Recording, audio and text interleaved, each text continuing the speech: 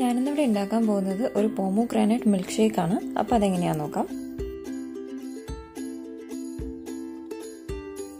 അപ്പോൾ നമ്മുടെ pomegranate shake ഉണ്ടാക്കാൻ വേണ്ടിയിട്ട് ഞാനിവിടെ പോമോഗ്രാനൈറ്റ് എടുത്തിട്ടുണ്ട് 1 കപ്പ് മെഷർമെൻറ്റിൽ. ആ പോമോഗ്രാനൈറ്റിനെ ഇനി ഞാനിവിടെ ഒരു ബ്ലെൻഡിങ് ജാറിലോട്ട് മാറ്റാണ്.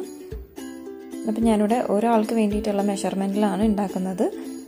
ഞാൻ അതുപോലെ തന്നെ ഡീറ്റെയിൽസ് എല്ലാം താഴെ ഡിസ്ക്രിപ്ഷൻ ബോക്സിൽ മെൻഷൻ ചെയ്തിട്ടുണ്ട്, നിങ്ങൾക്ക് അവിടെ ചെക്ക് ചെയ്യാവുന്നതാണ്. ഇനി ഇതിലോട്ട് ഞാൻ പഞ്ചസാര ഇട്ട് കൊടുക്കുകയാണ്. അതിനുശേഷം ഞാൻ നല്ലോണം ഫ്രീസ് ചെയ്ത വാനില ഐസ്ക്രീം ഇതിലോട്ട് ഇട്ട് കൊടുക്കുകയാണ്. നല്ലോണം ഫ്രീസ് ആയതുകൊണ്ട് ഞാനിവിടെ ഐസ് ക്യൂബ്സ് യൂസ് ചെയ്യുന്നില്ല. ഇനി ഇതിനൊന്ന് ബ്ലെൻഡ് ചെയ്തെടുക്കാം നമുക്ക്.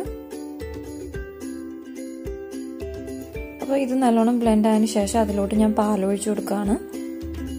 അതുപോലെ തന്നെ നിങ്ങൾക്ക് വാനില ഐസ്ക്രീം വേണമെങ്കിൽ മാത്രം യൂസ് ചെയ്യുക, ഇല്ലാന്നുണ്ടെങ്കിൽ പോമോഗ്രാനൈറ്റിൻ്റെ അളവ് കുറച്ചും കൂടെ കൂട്ടിയിട്ട് നിങ്ങൾക്ക് പാലും കൂട്ടിയിട്ട് മിൽക്ക് ഷേക്ക് ആക്കാവുന്നതാണ്. ഇനി ഞാനത് അടിച്ചതിന് ശേഷം അതൊന്ന് നല്ലോണം അരിച്ചെടുക്കുകയാണ്. കാരണം നമ്മൾക്ക് ആ ഒരു ഇതിൻ്റെ സീഡിൻ്റെ തരിതരിപ്പ് ഉണ്ടാവും, അത് ഇതിൽ നമുക്ക് അരിച്ചെടുക്കാൻ വേണ്ടിയിട്ടാണ്.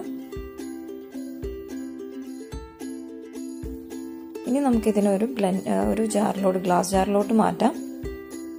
അപ്പോൾ ഇത് വളരെ എളുപ്പത്തിൽ നമുക്ക് വീട്ടിൽ തയ്യാറാക്കാൻ പറ്റിയൊരു മിൽക്ക് ഷേക്കാണ്. നിങ്ങളെല്ലാവരും ട്രൈ ചെയ്ത് നോക്കുക. അതുപോലെ തന്നെ നിങ്ങളുടെ വലിയേറെ അഭിപ്രായം കമൻറ്റ് രൂപത്തിൽ തന്നെ അറിയിക്കുക.